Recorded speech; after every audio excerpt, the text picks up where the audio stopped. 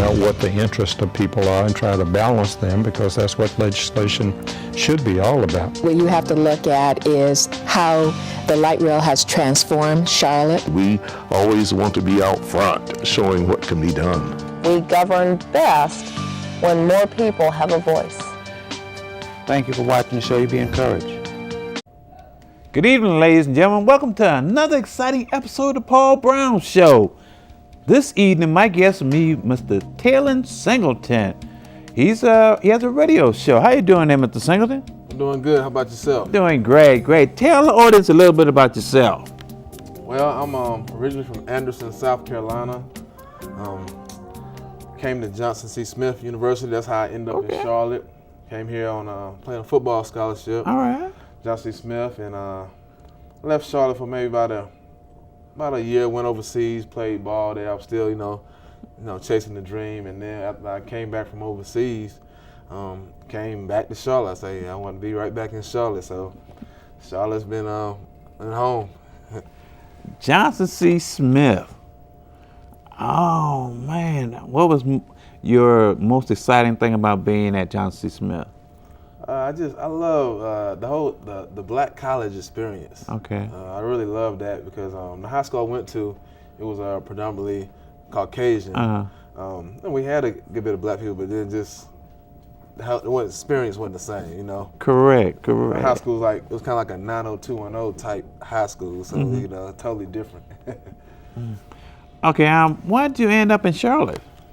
When it was came in '98. Okay. Actually, I went a different route. I went to prep school first. Went to Hargrave Military Academy in fall of '97 for a year to work on grades and football, stuff like that. So then after that year there, I ended up I was offered a scholarship to Johnson C. Smith, so came to Smith fall '98 and stayed there for 4 years and graduated. How was the football team? Man, we had one good year when I was there. I will say we had one good winning season there, but it was some tough times there. But I will never take back the whole experience of going there. Yes. You have a radio show. Tell the audience a little bit about it. Oh yeah, me and my wife and I, we have a radio show. It's called Creative Ends. It's on WDRB Media, and it's online radio. Okay. You can tune into it by going to from a desktop, WDRBmedia.com, or you need to download the TuneIn or iHeartRadio app to your mobile device, and then search WDRB Media, and then every Wednesday at 3 you will catch the show. How long have you had the show? Just a little over a year. What do you like most about the radio show? I like most about the radio show, and it's crazy because I never saw myself in this position doing radio. I thought I was far from that, but I like having a platform, just being able to talk about different issues and topics, things that the everyday person may not have an outlet or platform to do. Correct. And being able to give other entrepreneurs and business owners, give them a platform to let their light shine where maybe another radio station may not give them access to do so. Okay. So you say you work with your wife. Yes. How, what is her part, or what are some of the topics she talks about? All right, well, she's an artist, author, and a poet. So she talks about, art things doing art. But a lot of times we just kind of come together and on a topic. We both tackle that topic, talk about just anything inspirational, positive, pursuing your dreams, living out your dreams. What are some of your dreams? My dreams? Well, I would like to be able to, one of the things I want to be able to, buy my church. Okay. My church I attend, Temple Church International, and currently, in need of a new building. So I wish I was in the position, working on it, getting there, but I wish I was in the position to just, go out, just go ahead, just buy the church. Okay, sure. Maybe have, provide, free access to children to be able to play, sports and get the type of quality education that any child, especially African American children, maybe low income, give them the quality education that they need. Why is that so important to yourself? It's important to myself because I grew up as I'm a son of a teacher. Okay. And my mom exposed me to so many things. She likes to travel, so I grew up a well-versed child because I got to travel when I was young and go over to Japan, go up north, west coast, just everywhere, and every child doesn't get that exposure. Correct. Some children, all they know is just their hood. They don't see what's outside of that, what the world has to offer. Okay. So just being able to expose every child to that and just teach them different life skills and social skills they need to go out there and be successful. Starting a radio show, what was your process as far as to get it started?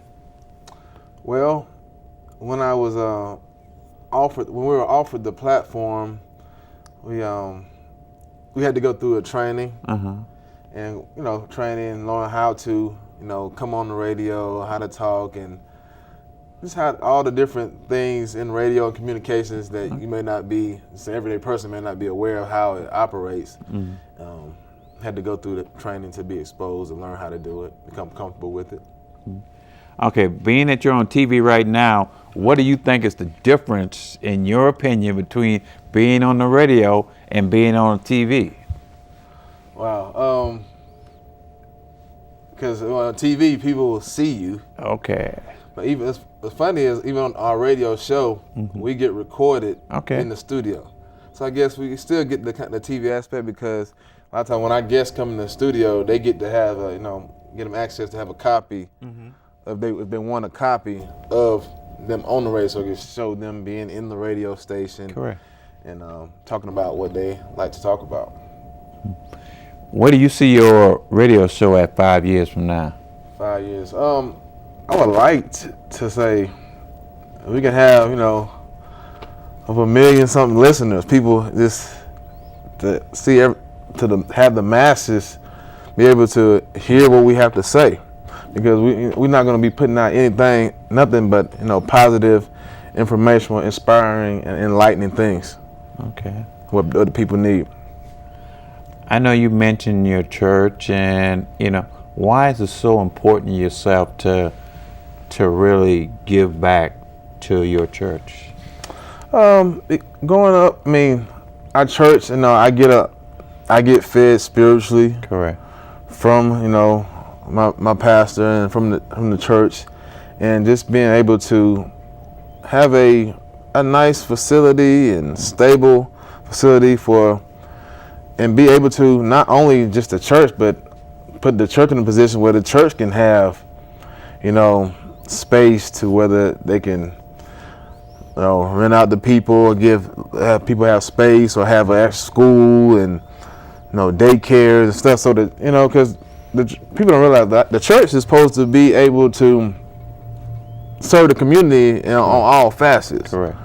Whether it be financially, care, love. So being able to have all those different resources in the church would be great, man, and it takes funding. Yeah. What does God mean to you? God means His love. God means love. It's just love. That's where I can just think of right now. It's as we travel through life, and we go through those good times and those bad times, what advice would you give someone who's dealing with those, that downtime, that negative? I would say, if you have a relationship with God, definitely you need, be in prayer, and just keep uplifted, and keep your mind on what you want to do. Don't focus on where you're trying to get to, or focus on your way out of the situation versus focusing on the situation. Because focus on the situation, you're gonna stay there. That's where you want to keep your focus at. Focus on what you want to do, what you want out of Your business. Okay. And is that your radio show, or do you have another business, or? Yes, and the radio show is Your a business, but I have actually another business. Okay, what's that? A business, My Econ, the personal financial success company. Okay. And that business, it does is show people, everyday working person, how to minimize the taxes on the income, eliminate the debt, fix credit, and get investment education, and create multiple streams of income so they can create wealth for retirement. Why is it so important that we learn about those financial issues that you just mentioned? Because we live in a capitalistic country, all right? And I tell people a lot of times, if you want to learn how to get, this business is going to teach you how to get on the right side of capitalism, because if you don't understand capitalism, you will always get capitalized on. Okay. All right, so you got to know, by having a business, you don't realize that puts you in a different tax bracket. So by being a business owner, that's going to lower your taxable income. So even say the everyday working person, by simply attaching a home-based business to themselves, it's going to allow them to pay less taxes. Also keep more of their paycheck versus giving all their money to Uncle Sam. What other advice would you give us? I mean, because the people that they want to start their own business but afraid to start it, what advice would you give to them? I would say you got to step out there on faith. Okay. If you don't have to. I'll say you don't have to start off big, because you may have a big vision, but it doesn't have to start off big, because sometimes people are intimidated because they think, okay, how am I going to do this whole big thing that I'm trying to do? Just like, for example, say you want to bake cakes or whatever. You don't necessarily have a huge bakery or multiple chains of stores. Maybe start in your house and start off simple, just taking orders for certain people, and then letting them try it out, and then getting those orders there, and then you expand from there. Okay. As a financial advisor, being that you deal with a lot of finance, what advice would you give people as far as when they get paid? Why is it important that they put a certain amount away, or why is that vital?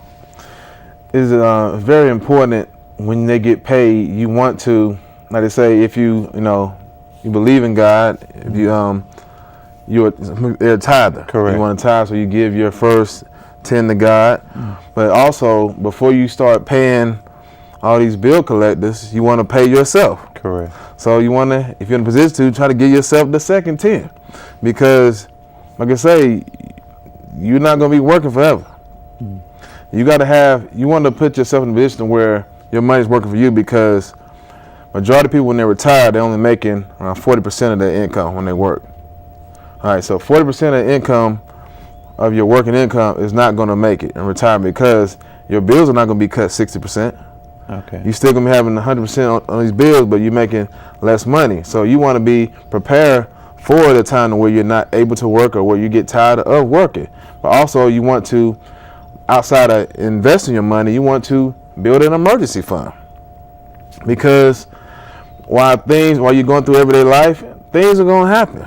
Correct. If you build an emergency fund, that's going to help give you a little bit of a cushion to where it makes life, if something happens, it's more of a inconvenience versus a big catastrophe. With the expertise that you have, how much should a person have set aside for that emergency type situation? Well, we say in my company, we say a beginner's emergency fund is say $3,000. Okay. But you ultimately want to have your emergency fund built up to 6 months to a year worth of living expenses. So by chance, if you happen to get laid off your job or whatever, get sick or get hurt to where you can't work, you still have 6 months to a year worth of expenses to where it could help you maintain, instead of just being a real bad situation. How come we don't, being that we know that there's always that possibility that we may lose our job,